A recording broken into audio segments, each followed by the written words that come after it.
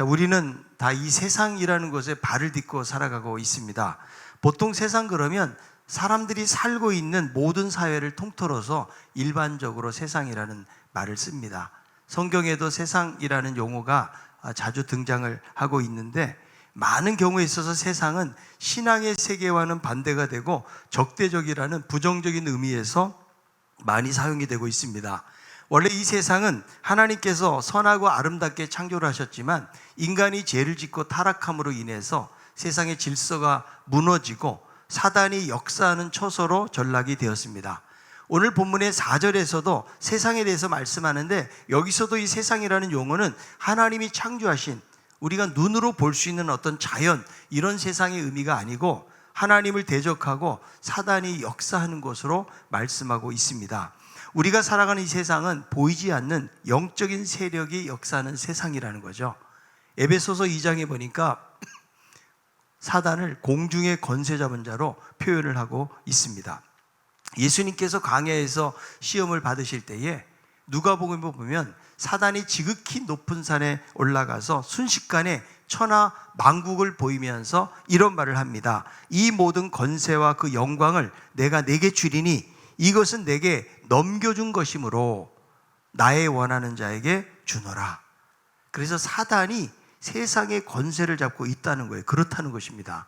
여러분, 우리가 사는 세상은 사단이 역사하는 곳이에요. 우리의 일상이 먹고 마시고 직장 다니고 아기 키우고 그냥 평범하게 일상이 주어지는 것 같지만, 사실 보이지 않는 영적인 전쟁이 날마다 이 세상 속에서는 이루어지고 있다는 것입니다. 온 세상은 하나님의 것이지만, 그러나 이 사단은 하나님의 심판까지 최후의 발악을 하고 온통 이 사회를 혼란스럽고 고통스럽게 만들고 있다는 것입니다. 하나님의 역사를 방해하고 또 믿는 자들로 하여금 신앙의 자리에서 벗어나도록 끊임없이 시험과 유혹을 하고 파멸의 길로 이끌고 있다는 것입니다. 그래서 베드로 사도는 마귀의 역사를 어떻게 표현합니까?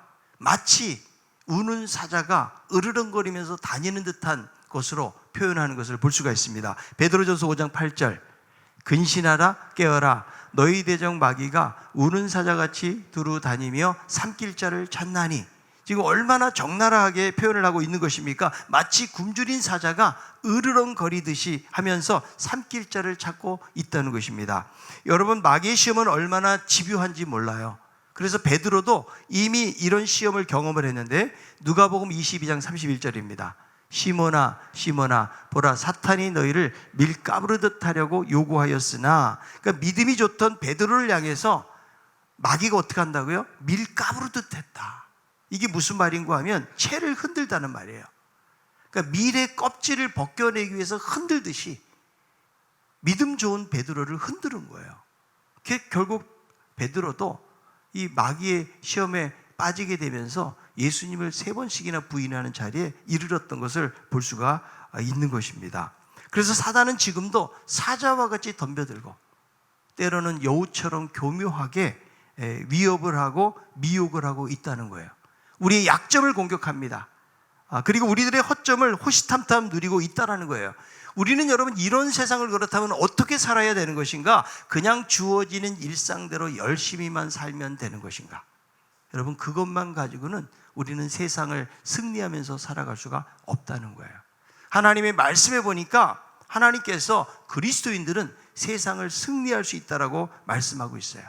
날마다 패잔병처럼 패배하고 살아가는 것이 아니고 이 세상과 싸워서 넉넉히 이기는 삶을 산다라고 성경은 말씀하고 있는 것입니다. 그래서 저는 오늘 말씀을 보면서 어떻게 해야 세상을 이기는 그리스도인의 삶이 되는지를 함께 살펴보기를 원합니다. 첫 번째, 세상을 이기기 위해서는 형제를 사랑하는 삶을 살라고 성경은 말씀합니다.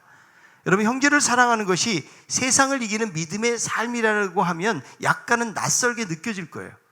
왜냐하면 우리에게 세상을 이긴다는 개념을 어떻게 생각해요? 일단은 눈에 보이는 가시적인 것으로 우리들은 받아들이는 거죠.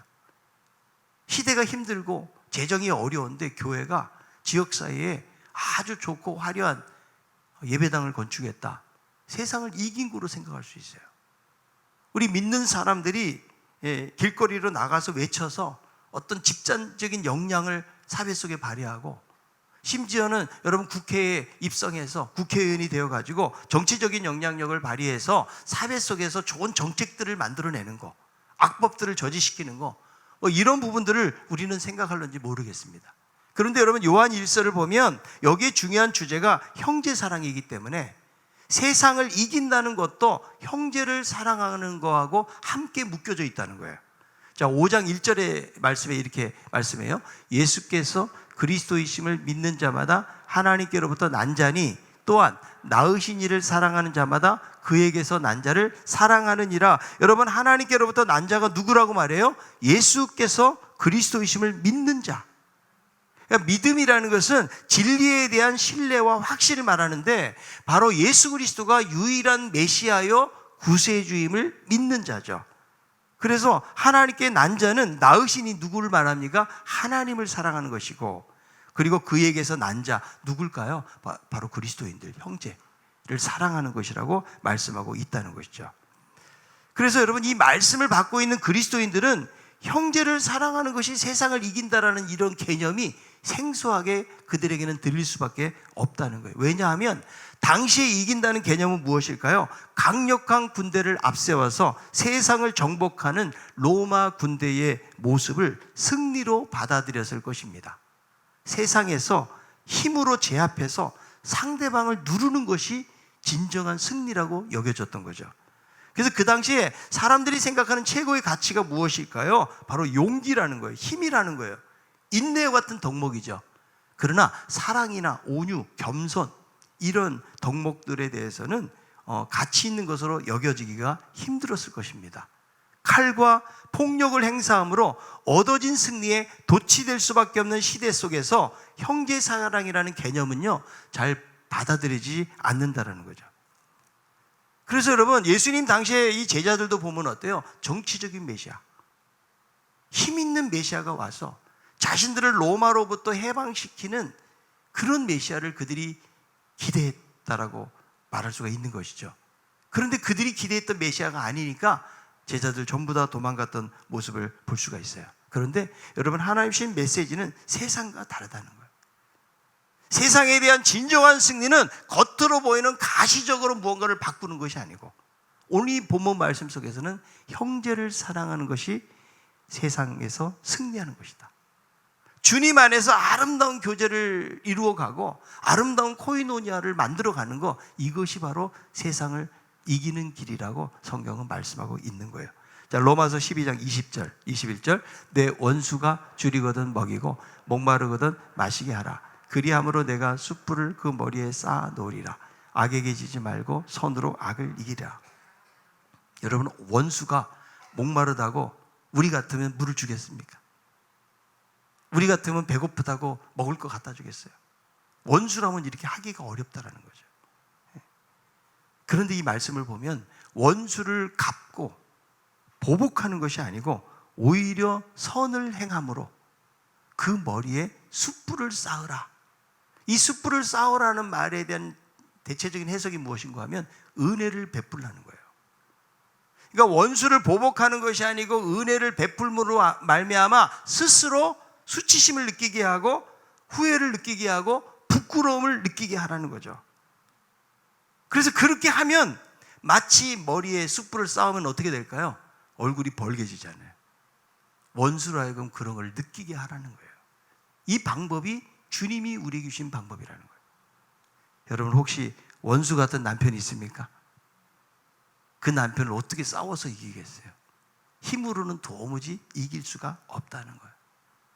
사랑으로 남편을 감동시키시기를 바랍니다. 물론 원수 같은 남편이 없으니까 아무도 아멘을 안 하시는데 우리의 방법은 바로 그거라는 거죠. 스스로 부끄러움을 느끼게 하는 거예요. 여러분, 직장 상사가 정말 나를 괴롭히고 힘들게 합니까? 그럴 때 우리들도 힘을 가지고 대항하는 것이 아니에요. 사랑을 가지고 감동시키는 것. 그것이 바로 선으로 악을 이기는 거예요. 세상은 악으로 악을 대하고요, 오히려 선을 악으로 갚는 경우도 있다라는 거죠. 그러나 하나님이 우리에게 말씀하시는 것은 무엇입니까? 선을 통해서 그 사람을 감동시키고 변화시킨다. 힘으로 제압하는 것이 아니라고 성경은 말씀해주고 있다라는 거예요. 그래서 여러분, 세상을 이기는 방법은 바로 형제를 사랑하는 거예요. 우리들도 여러분 이렇게 모여있지만 지금 남남이 아니에요. 저 집이 어떻게 사는지, 저 사람이 누군지 우리는 구체적으로 이름을 모를 수도 있어요. 그러나 그럼에도 불구하고 우리들은 예수 그리스도 안에서 하나 된 사람이에요. 여러분, 세상을 이긴다고 바깥에 나가서 피켓 들고 뭐를 외치기 전에 먼저 우리 안에서 형제 사랑하는 것이 세상을 이기는 것이다. 언어가 다르고 민족이 다르고 성격이 다르고 생김새가 달라도 그리스도를 믿는 믿음 안에서는 다 형제이고 자매인 거예요. 그래서 여러분, 외국에 나가잖아요. 사람들 생김새가 달라요. 말도 통하지 않아요. 그런데 예수 그리스도를 믿잖아요. 그러면 하나님을 그 사람들도 아버지라고 부르고 우리도 아버지라고 부르기 때문에 전혀 소통이 안 돼도 그 사람이 너무 사랑스러운 거예요. 왜 그럴까요? 그리스도 안에서는 형제이기 때문에 그렇다는 거예요. 여러분, 예수님 안에서는 차별이 없는 거예요. 복음으로 하나가 되는 것이죠. 여러분, 우리는 사람이 믿음이 있는지 없는지 여부를 무엇을 가지고 따지는가 하면 대부분은 교회에서 얼마나 종교적인 의식이나 활동에 많이 참여하는가를 가지고 평가하게 되는 경우가 많이 있다는 거죠. 그래서 열심히 있는 사람은 믿음이 좋다라고 여길 수 있지만, 그러나 열심만 가지고는 믿음이 평가될 수가 없다는 거예요. 자기 열심 때문에 오히려 다른 사람을 힘들게 하고 상처를 주는 경우도 많이 있기 때문에 그런 거예요. 그런데 여러분, 사도 요한을 통해 주시는 말씀을 보면 참 믿음을 가진 사람에게 필연적으로 나타나는 현상이 뭐라고요? 바로 형제 사랑이라는 거예요. 하나님께로부터 난 자는 형제를 사랑하는 것이다. 그리고 나중에 보니까 하나님께로부터 난 자는 세상을 이긴다, 이렇게 말씀하고 있기 때문에 두 가지가 서로 같이 통하고 있다는 거예요. 여러분, 형제 사랑이 세상을 이기는 길입니다. 아멘. 자, 요한복음 13장 34절 35절. 새 계명을 너에게 주노니 서로 사랑하라. 내가 너희를 사랑한 것 같이 너희도 서로 사랑하라. 너희가 서로 사랑하면 이로써 모든 사람이 너희가 내 제자인 줄 알리라. 여러분, 주님이 사랑하라고 말씀하고 있는데 구약에도 사랑하라는 말씀이 있거든요. 근데 왜 새 계명이라고 말씀하셨을까요? 주님이 말씀하시는 사랑은 차원이 다른 거예요. 구약에서는 유대인들만 사랑하는 거예요. 이웃에 대한 개념 자체가 이방인들에 대해서는 그들은 이웃으로 여기지 않았거든요. 새 계명은 무엇입니까? 원수라도, 그 사람이 나쁜 사람이라도, 나에게 피해를 준 사람이라도 사랑하라. 어느 정도 사랑해야 되는가? 내가 너희를 사랑한 것처럼. 여러분, 보통 여러분 남녀 간의 사랑은요, 다 조건을 가져요. 아무리 부부지간이 여러분 사랑이 넘친다고 그래도요, 남편이 나를 사랑해 주니까 나도 사랑하는 거죠. 아내가 나를 사랑한다라고 고백하고 이렇게 사니까 나도 사랑하려고 하죠. 전혀 남편이나 아내가 딴짓하고 전혀 사랑하지 않는다고 그러면 끝까지 사랑한다라는 것은 결코 쉬운 일은 아니라는 거죠. 그래서 여러분, 잘 들여다보면 사실은 여러 가지 조건을 갖추고 있는 거예요. 그러나 하나님의 사랑은요, 조건 없는 사랑. 그래서 이해할 수 없는 사랑이에요. 그래서 여러분, 우리가 사랑하려면 어느 정도 사랑해야 되냐? 주님처럼 사랑해야 된다. 여러분, 주님처럼 사랑해야 될 이유는 무엇일까요? 요한일서 4장 11절. 사랑하는 자들아, 하나님이 이같이 우리를 사랑하셨은즉 우리도 서로 사랑할 것이 마땅하니라. 우리가 이미 이 놀라운 사랑을 경험했기 때문에, 이해할 수 없는 이런 초월적인 사랑, 무조건적인 사랑을 우리가 경험을 했기 때문에 이 사랑의 수혜자가 된 우리들은요, 서로 사랑하는 것이 마땅하다. 어느 정도로 사랑을 해야 되는가? 형제를 사랑하는 것 특별한 일이 아닌데, 주님의 사랑은 어떤 사랑이에요? 목숨까지도 주는 사랑이에요. 이것이 특별하지 않고 마땅하다. 자, 옆에 있는 분에게 내가 당신을 위해서 죽으라면 죽겠습니다.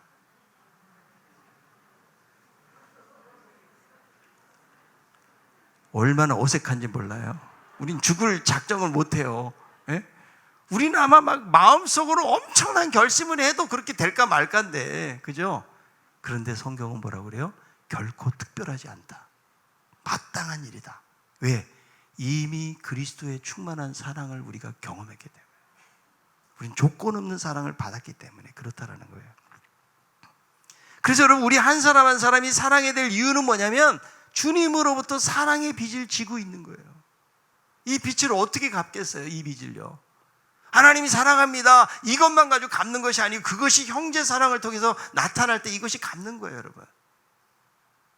여러분, 우리가 이 땅 사람이 필요한 게 무엇일까요? 돈이 아니에요, 여러분. 사회적인 지위가 아닙니다. 명예가 아닙니다. 물론 여러분, 세상을 살아가다 보면은 정말 삶 속에서 요긴하게 필요한 것들이 많이 있어요. 그러나 사랑보다 더 중요한 것은 없다라는 거예요. 우리는 사랑을 먹고 사는 사람들이에요. 고린도전서 13장 보세요. 아무리 천사 같은 말을 하고 방언을 한다고 할지라도 예언을 하고 산을 옮길 만한 믿음이 있고 자기 몸을 불살아가지고 구제한다고 할지라도 사랑이 없으면 아무것도 아니다.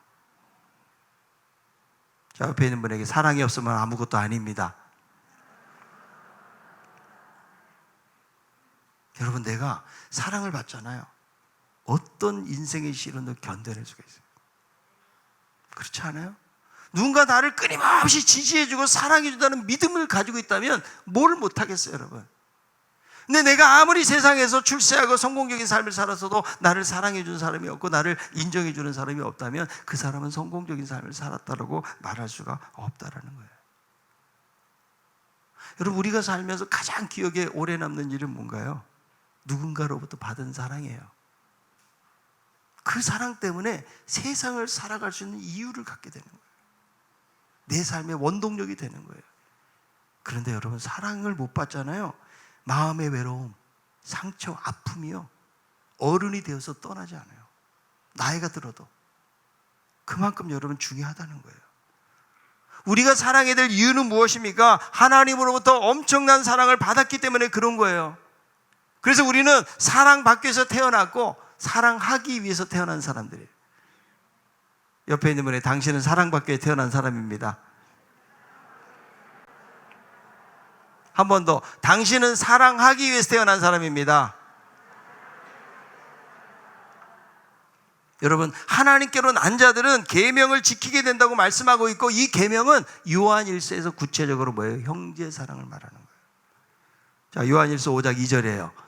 우리가 하나님을 사랑하고 그의 계명들을 지킬 때에 이로써 우리가 하나님의 자녀를 사랑하는 줄 아느니라. 여러분, 하나님 사랑하는 게 뭐라고요? 계명을 지키는 것이고, 이 계명을 지키는 게 뭐입니까? 형제를 사랑하는 거예요. 그러니까 여러분, 하나님을 사랑한다는 것은 뭐예요? 형제 사랑으로 기결이 된다는 거죠. 하나님 사랑과 이웃 사랑을 우리는 분리해서 생각할 수가 없는 거예요. 형제 사랑은 멀리한 채 하나님을 사랑한다고 말할 수 없어요. 내가 아무리 여기서 하나님 사랑합니다라고 고백한다고 할지라도 형제를, 내 옆에 있는 형제를 사랑하지 못하면 우리는 제대로 믿고 있는 것이 아니고 제대로 하나님을 사랑하고 있는 것이 아니라고 성경은 말씀해요. 요한일서 4장 20절. 누구든지 하나님을 사랑하노라 하고 그 형제를 미워하면 이는 거짓말하는 자니 보는 바 그 형제를 사랑하지 아니하는 자는 보지 못하는 바 하나님을 사랑할 수 없느니라. 오늘 예배 시간에 하나님, 제가 하나님 사랑합니다. 그리고 예배당 문 박차고 나갈 때 내가 싫어하는 사람 눈 흘기고 나가면, 그리고 주차장에서 사고 치면, 화가 나가지고 막 그런 일이 생기면 하나님 나 사랑 안 합니다 이렇게 말하는 거 똑같다는 거예요, 여러분. 우리가 지금 예배를 이렇게 거룩한 마음을 가지고 하나님 앞에 예배 드리는 것만큼 우리는 이웃들에 대해서도 그런 사랑의 마음을 가지고 배려하고 양보하고 섬기고 이런 마음이 같이 가야 되는 것이지, 우리는 의식을 할 때는 막 얼마나 하나님을 사랑한다고 말하는지 몰라요. 그러나 사람들을 대할 때 너무 마음이 멀어져 있고 사랑하는 마음이 없다 그러면 우리의 신앙에 무언가 문제가 있는 거예요. 여러분, 세상을 이기는 길이 뭐라고요? 형제를 사랑하는 길. 형제를 사랑하는 자가 하나님께로 난 자다라고 말씀해주고 있기 때문에 형제 사랑의 삶을 삶으로 세상을 이기는 그리스도인들 되기를 바랍니다. 두 번째로는요, 오직 믿음의 삶을 살게 될 때에 세상을 이긴다라고 말씀하는데, 자, 요한일서 5장 4절. 무릇 하나님께로부터 난 자마다 세상을 이기느니라. 세상을 이기는 승리는 이것이니 우리의 믿음이니라. 여러분, 하나님께로부터 난 자가 세상을 이기는데 무엇으로? 바로 믿음이라는 거예요. 그러니까 세상을 이기려면 예수를 믿어야 돼요. 예수를 안 믿으면 결코 세상을 이길 수가 없는 것입니다. 여러분, 예수 그리스도의 십자가만이 세상을 이길 수가 있는 거예요. 우리가 믿음을 가졌다는 것은 세상을 이긴다는 거죠. 자, 요한일서 5장 5절이에요. 예수께서 하나님의 아들이심을 믿는 자가 아니면 세상을 이기는 자가 누구냐? 얼마나 여러분 좀 자신감 있게 선포하고 있는 거예요. 예수가 하나님의 아들이심을 믿는 자가 아니면 누가 감히 세상을 이길 수 있겠느냐, 이렇게 말하는 거죠. 여러분, 4절에 이긴다라는 말은 한 번 이기고 만다는 게 아니에요. 현재 직설법을 쓰니까요, 계속 이겨나간다. 그러니까 그리스도인의 승리라는 것은요, 현재의 삶 속에서 지속적인 승리로 주어지게 된다. 이긴다. 앞으로 또 이긴다는 거예요. 그래서 여러분, 예수 그리스도를 믿을 때에 우리의 삶 속에 환난이나 기근이나 적신이나 박해나 칼이나 어떤 위험이 닥쳐와도 우리는 이길 수 있다는 거예요? 없다는 거예요? 이길 수 있다는 것입니다. 로마서 8장 37절, 그러나 이 모든 일에 우리를 사랑하신 이로 말미암아 우리가 넉넉히 이기느니. 어떻게 이긴다고요? 간신히 이기느니라. 넉넉히. 어쩌다 이기느니라. 항상 이기는 거예요. 여러분, 예수님이 십자가 못 박힐 때 다 진 줄 알았어요. 이게 패배인 줄 알았어요. 그러니까 정치적인 메시아를 기대했던 제자들이 전부 다 도망갈 수밖에 없었다는 거죠. 그런데 십자가의 죽음은 사단의 머리를 상하게 하는 거예요. 그리고 예수님은 부활하심으로 사망을 깨트리시고 승리하셨다는 거예요. 사단은 여러분 현재 일시적으로 세상을 지배하는 것 같지만 하나님의 진정한 승리는 예수 그리스도를 통해서 마지막 날에 이루어진다라고 성경은 말씀해주고 있다는 거죠. 여러분, 주님이 최종적으로 승리하시니까 그리스도인들의 싸움은요, 이미 이긴 싸움을 하는 거예요. 여러분, 운동 경기의 재경기를 보면 이긴 경기는요, 아무리 위험한 상황이 닥쳐도 마음이 느긋해요.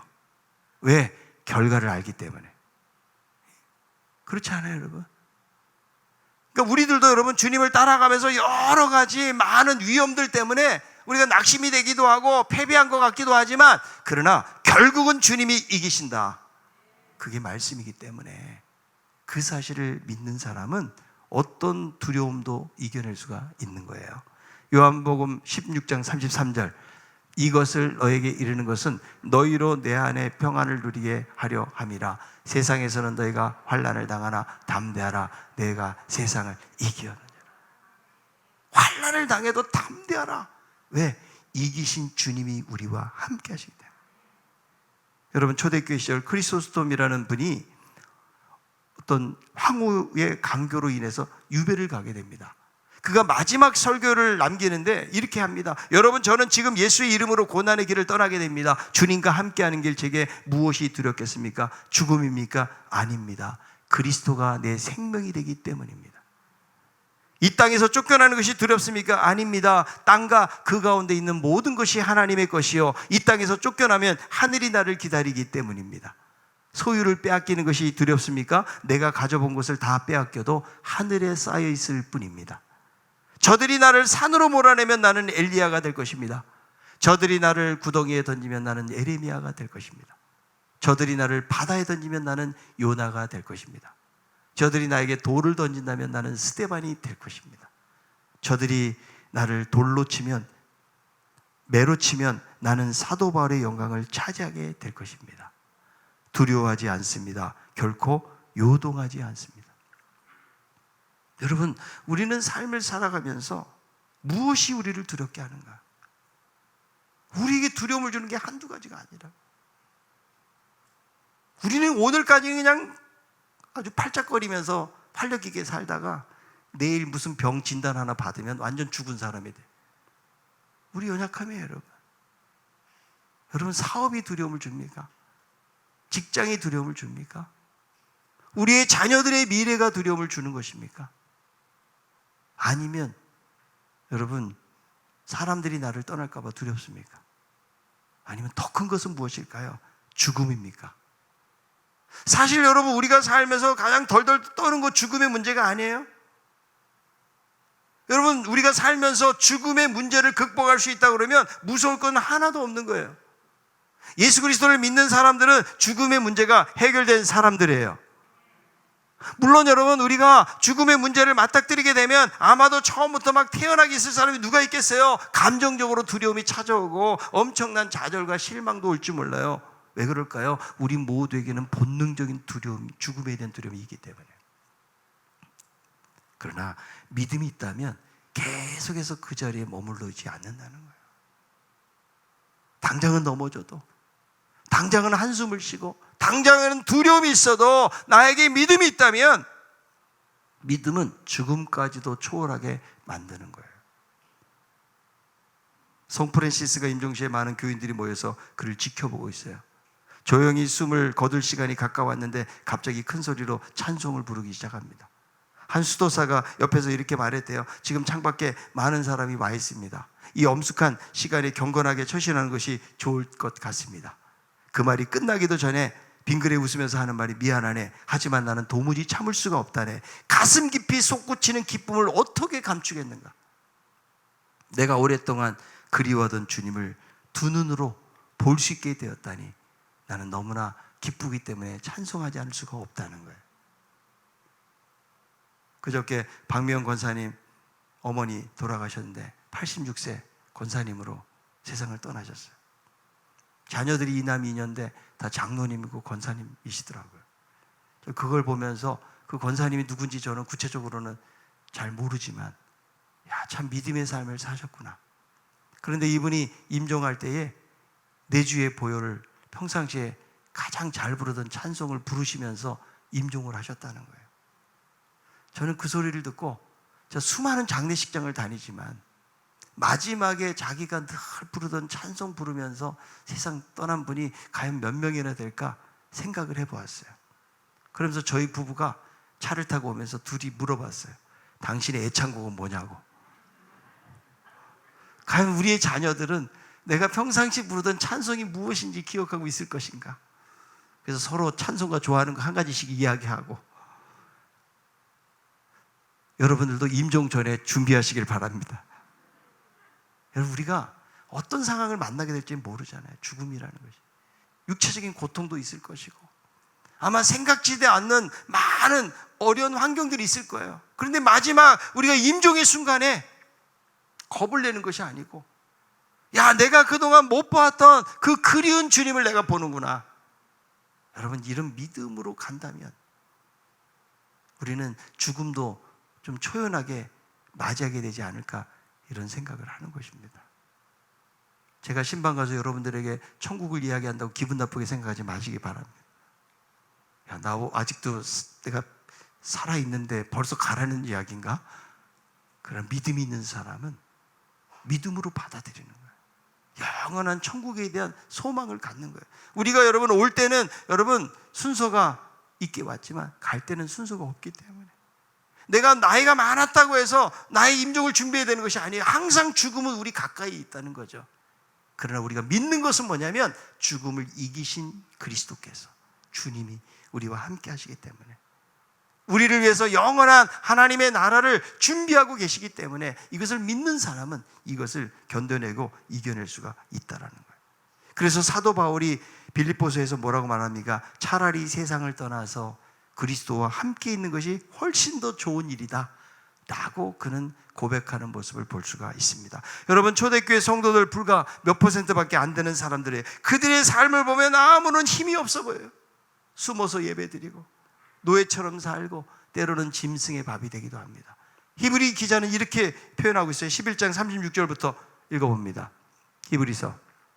또 어떤 이들은 조롱과 채찍질 뿐 아니라 결박과 옥에 갇히는 시련도 받았으며 돌로 치는 것과 톱으로 켜는 것과 시험과 칼로 죽임을 당하고 양과 염소의 가죽을 입고 유리하며 군핍과 환난과 학대를 받았으니 이런 사람은 세상이 감당하지 못하느니라.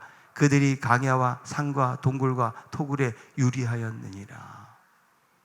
세상적으로보다 아무 힘도 없잖아요. 이 사람들이 무슨 돈이 많고 지위가 있고 어떤 명예를 가진 사람들이 아니라고요. 어떻게 보면 세상으로 볼 때는 가장 별 볼 일 없는 가난하고 힘없는 사람들이에요.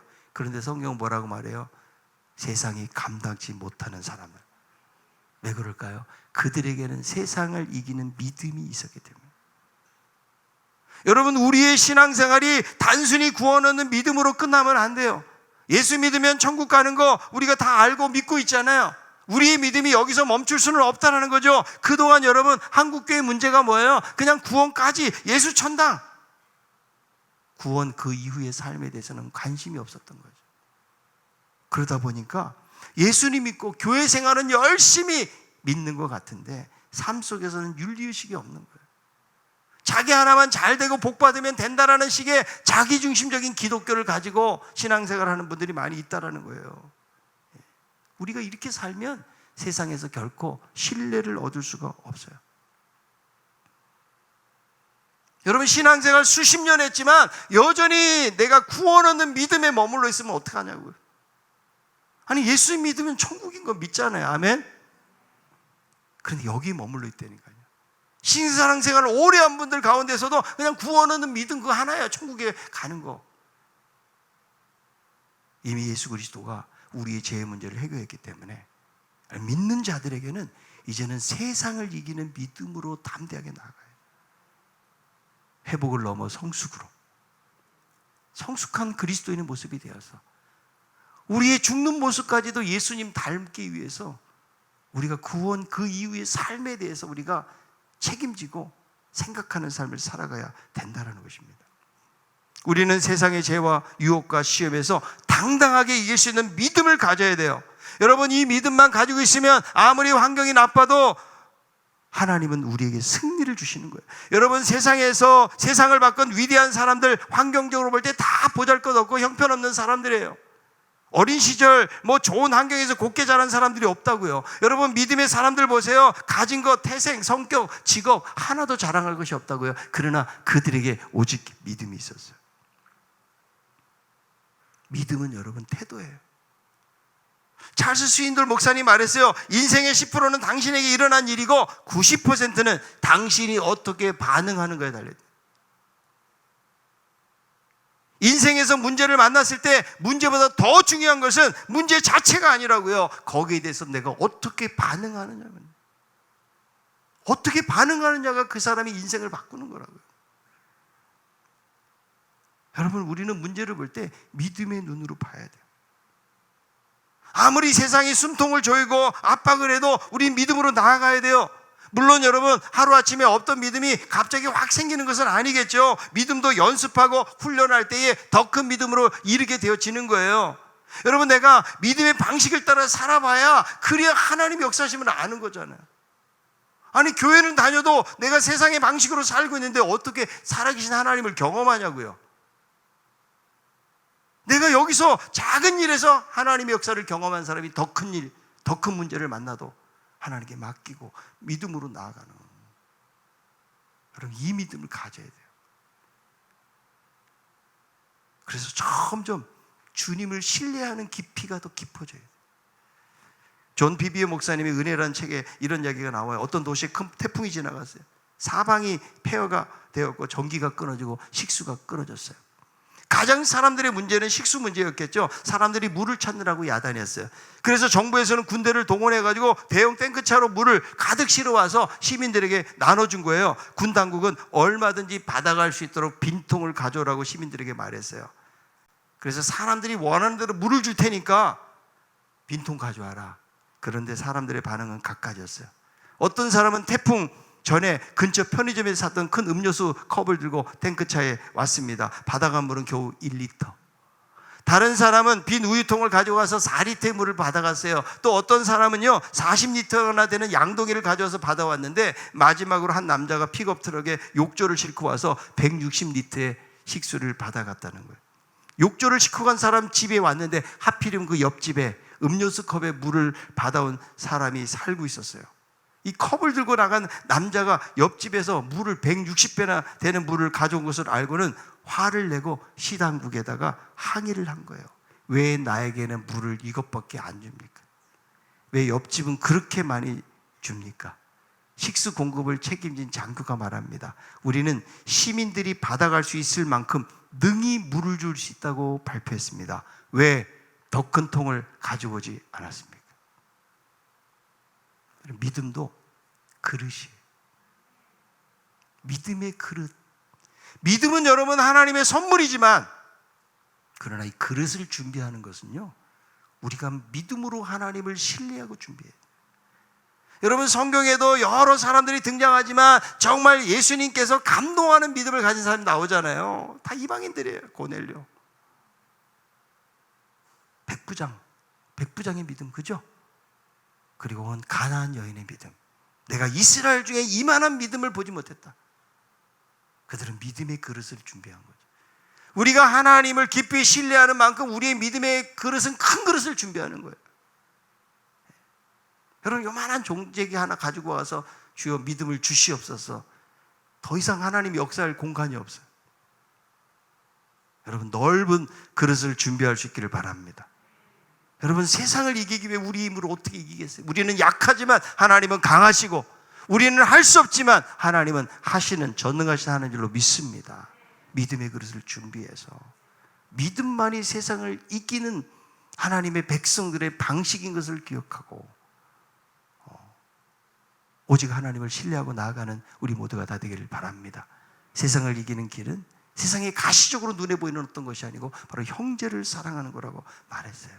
형제를 사랑함으로 세상을 이기는 삶을 살고, 주어진 삶의 시간들을 믿음으로 삶으로 세상을 이기고 하나님 앞에 영광 돌리는 삶을 살아가는 우리 모두가 다 되기를 바랍니다.